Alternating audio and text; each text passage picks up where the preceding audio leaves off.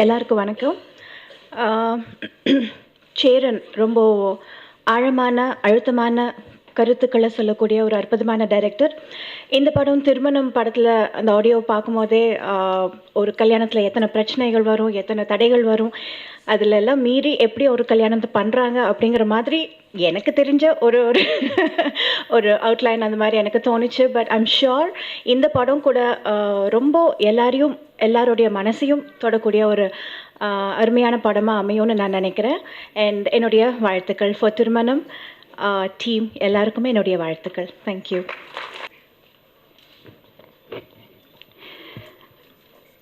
பெருமதிப்பிற்குரிய இயக்குனர் திரு மகேந்திரன் அவர்களுக்கும், நான் வெறும் டான்ஸ் வேர்ல்டில் தான் இருப்பேன் அப்படின்னு நினச்சிட்டு இருந்தேன். அதையெல்லாம் தாண்டி 2வது முறையாக எனக்கு அழைப்பு விடுத்து நான் இன்றைக்கி சுமார் 125 படங்கள் தாண்டி பண்ணுறேன்னா அதுக்கு முக்கியமான காரணம் பெருமதிப்பிற்குரிய திரு பாரத் ராஜா அவர்களுக்கும்,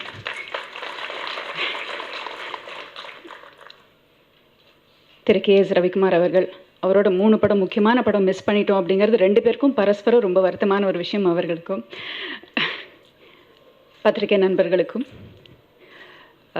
ஃபோட்டோகிராஃபர்ஸ், விஷுவல் மீடியா மற்றும் திரைத்துறையை சேர்ந்த அனைத்து கலைஞர்களுக்கும், மேடையில் இருக்கும் இளம் இயக்குநர்களுக்கும் என்னுடைய மனப்பூர்வமான வணக்கங்களையும் வாழ்த்துக்களையும் தெரிவித்துக் கொள்கிறேன். இந்த படத்தில் ரொம்ப ரொம்ப சந்தோஷமாக இருந்தது ஒர்க் பண்ணும்போது.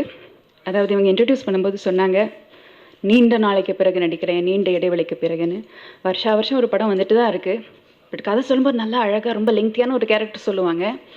கொஞ்சம் கொஞ்சமாக அது எடிட் ஆகி நாங்கள் இப்போ டப்பிங் பண்ணும்போதே ஒரு கால்வாசி தான் இருக்கும். அப்புறம் திரையில் பார்க்கும்போது அதுவும் நானும் இருக்கேன் அப்படின்ற மாதிரி ஒரு ஃபீல் இருக்குது. ஏன்னா இன்றைக்கி படங்களில் நிறைய ஷூட் பண்ணுறாங்க, எல்லாமே நல்ல விஷயமா படுதுன்னு நினைக்கிறேன். ஸோ அதனால் இவங்களும் இருக்கணும் அப்படிங்கிற ஒரு ஆதங்கத்தினாலேயோ இல்லை இன்றைக்கி எதை எடுத்துக்கணும், எது மக்கள் விரும்புவாங்க அப்படின்னு தெரியாமல் இருக்கிறதுனாலையோ எனக்கு தெரியல. But still I'm very very happy to be part of good films. And கட்டாயம் அதில் வந்து சேரன் அவர்களை பற்றி நான் சொல்லியே ஆகணும். அவருடைய வளர்ச்சியிலேருந்து பார்த்துட்டு வந்துட்டுருக்கேன். பிகாஸ்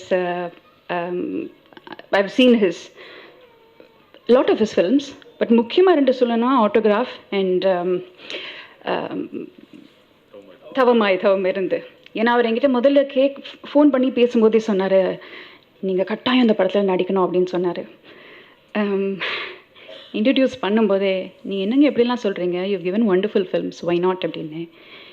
இல்லை இருந்தாலும் நீங்கள் இந்த கதையை கேளுங்க, நீங்கள் பண்ணிங்கன்னா எனக்கு ரொம்ப இதுவாக இருக்கும், உங்கள் நம்பர் கிடைக்கிறதே எனக்கு ரொம்ப சிரமமாக இருந்தது அப்படின்னு எல்லாம் சொன்னார். இல்லை இந்த பிட்டெல்லாம் போடாதீங்க, நீங்கள் வாங்க முதல்ல கதையை சொல்லுங்கள் அப்புறம் பேசுவோம் அப்படின்னு நான். அதே மாதிரி முதல்ல ஒரு கதை சொன்னார். அப்போ இருந்து ப்ரொடியூசர் வேறு. ஏன்னா அவர் ஏன் அப்படி சொன்னார்னா வந்து இது எனக்கு பெருசாக பட்ஜெட்டெல்லாம் எனக்கு எதுவும் தெரியல அப்படின்னு இருந்தார்.